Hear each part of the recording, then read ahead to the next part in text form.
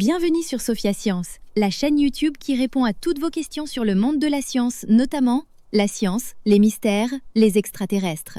Le contenu de la vidéo d'aujourd'hui est: Les puces d'eau possèdent un secret de plongée que l'on croyait réservé aux humains.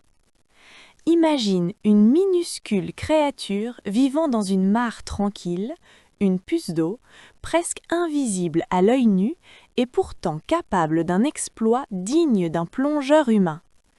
Cette petite puce d'eau nage sur le dos et avant de plonger, elle se prépare avec soin, un peu comme un plongeur qui ajuste sa combinaison avant de descendre sous l'eau.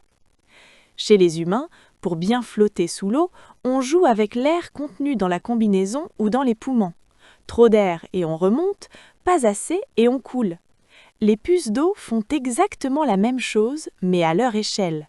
Elles gonflent une petite bulle d'air à la surface de leur corps, puis elles plongent en ajustant le volume de cette bulle pour rester bien équilibrées sous l'eau.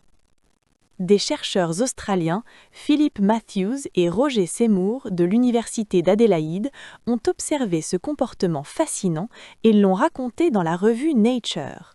Ils ont montré que cette bulle d'air agit comme un véritable système de contrôle de flottabilité, un peu comme un gilet de plongée.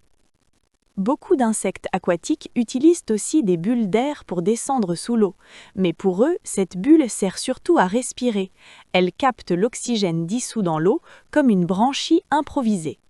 Le problème, c'est que plus ils respirent, plus la bulle rétrécit et plus ils ont tendance à remonter vers la surface.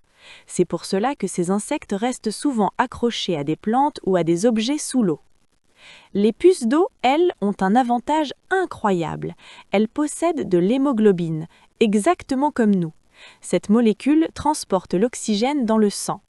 Chez la puce d'eau, l'oxygène est stocké à l'intérieur de son corps, ce qui lui permet de ne pas dépendre uniquement de la bulle. Pour comprendre ce mécanisme, les chercheurs ont réalisé une expérience très délicate. Ils ont placé une puce d'eau sur une balance électronique ultra précise afin de mesurer les minuscules changements de pression dans sa poche d'air.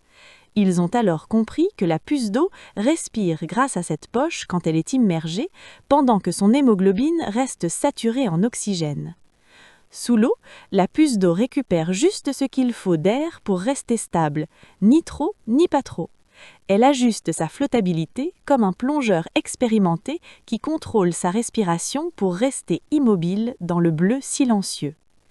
La prochaine fois que tu regarderas une mare, pense à ces minuscules plongeurs invisibles qui maîtrisent les lois de la physique avec une élégance naturelle et qui nous rappellent que même les plus petites créatures peuvent nous apprendre de grandes choses.